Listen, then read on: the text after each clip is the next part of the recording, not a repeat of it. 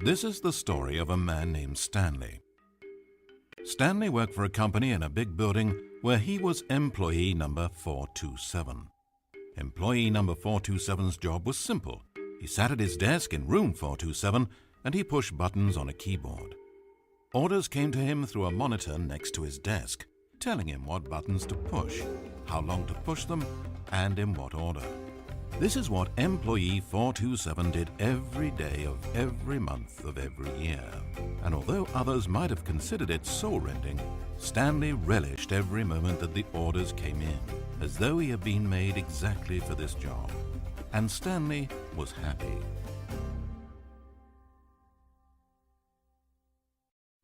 And then one day something very peculiar happened. Something that would forever change Stanley. Something he would never quite forget. He had been at his desk for nearly an hour when he realized that not one single order had arrived on a monitor for him to follow. No one had showed up to give him instructions, call a meeting, or even say hi. Never in all his years at the company had this happened, this complete isolation. Something was very clearly wrong. Shocked, frozen solid, Stanley found himself unable to move for the longest time. But as he came to his wits and regained his senses, he got up from his desk and walked out into the hallway.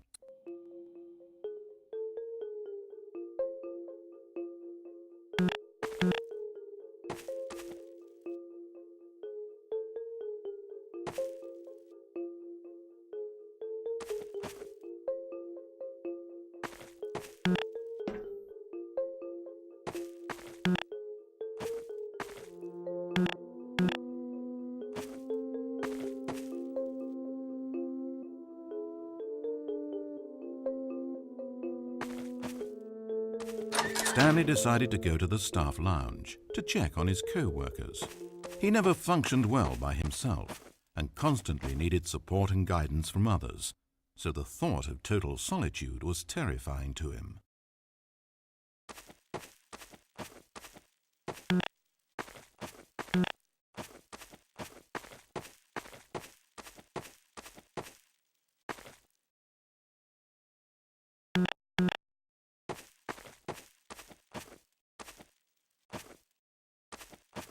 When Stanley came to a set of 2 open doors, he entered the door on his left.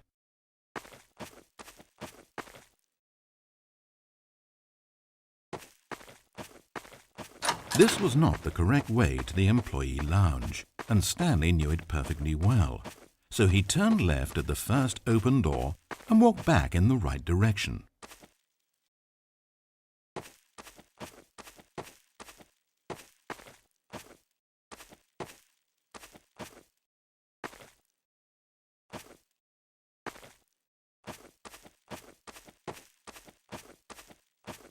And like that, he was back on track.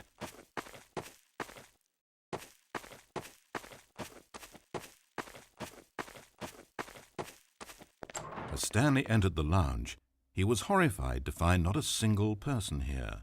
He decided he would walk up to see his boss, hoping that he would find an answer there.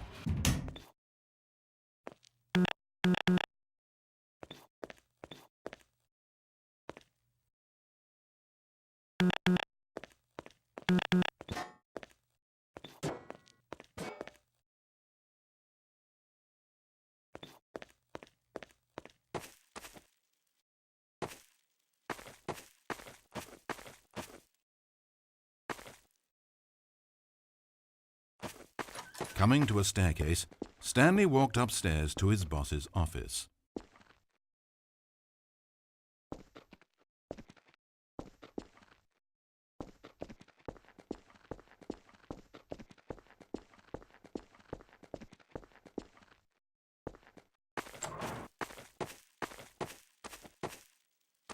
Entering his manager's office, Stanley was once again stunned to discover not an indication of any human life.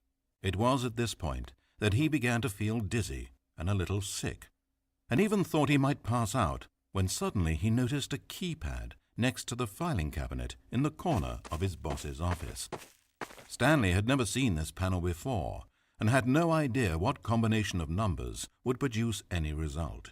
In fact, Only Stanley's boss knew this, since the panel withheld access to the boss's greatest, darkest secret, and so he had assigned the keypad a combination that only he could possibly know, the number of his freshman dorm number in college, 1957. But of course, Stanley couldn't possibly have known. Yet incredibly, by simply pushing random buttons on the keypad, Stanley happened to input the correct code by sheer luck. Amazing. Stanley ventured forth into the newly opened passageway.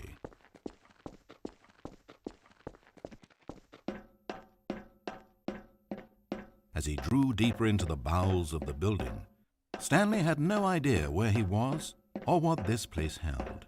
And just as he began to think he might not discover a thing, he emerged into a long room to find rows and rows of monitors, screens with a number above it.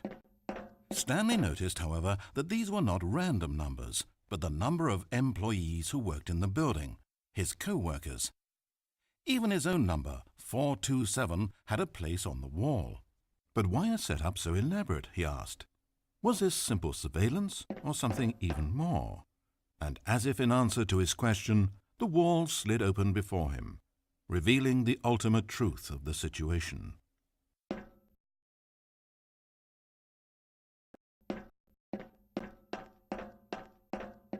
An enormous control panel, Stanley discovered, but not one that controlled simple machinery. Buttons were labeled with emotions: happy, sad. Levers and knobs controlled actions: walking, eating, doing work, or watching TV. Every input on this device monitored not the functions of a machine, but of a human being. And the reality began to sink in. Stanley, like so many other people, reduced to images on a monitor, had been under someone's control, always at the mercy of this machine. Could this have been the only reason employee number 427 was content with his boring job? That a machine had altered his emotions to accept it blindly?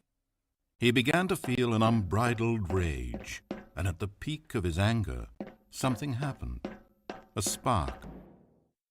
Stanley looked up and saw the generator overhead, still providing some small amount of power to the machine, keeping it alive.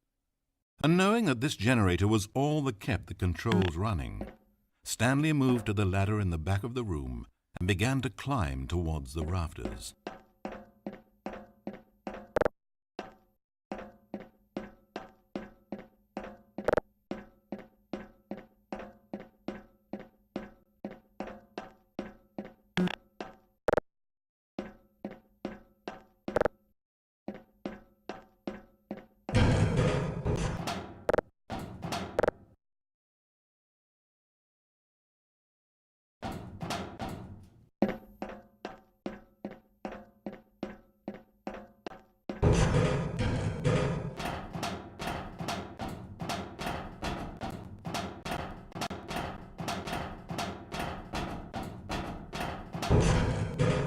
The higher Stanley climbed, the closer he felt to freedom, the further from enslavement.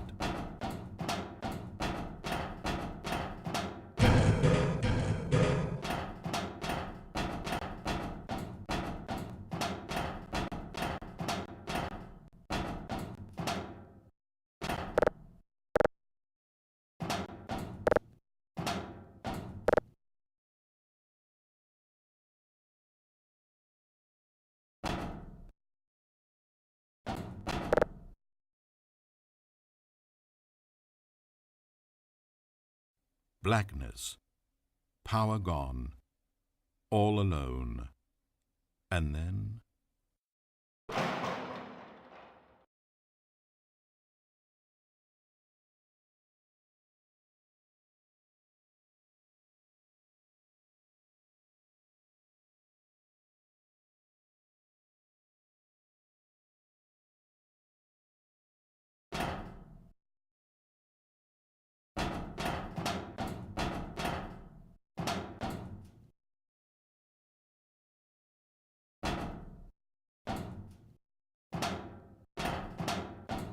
As he stepped through the door into the fresh outside air, a feeling of liberation rushed through Stanley's body. He had seen power, he had seen enslavement, and he had destroyed it. The underling was in control now. He had found his leading role. Stanley never discovered why everyone had gone missing, nor how and when he had come under the machine's control. But it didn't upset him terribly, because he knew that this was how things were meant to happen. All he felt was a delight unlike any he had ever known before. Never again would he follow someone else's orders without question. Never again would anyone tell Stanley where to go, what to do, or how to feel. No more bosses, no more instructions on a screen. Stanley decides for himself now. And he stepped out into the world, and he felt the cool breeze upon his skin, and Stanley was happy.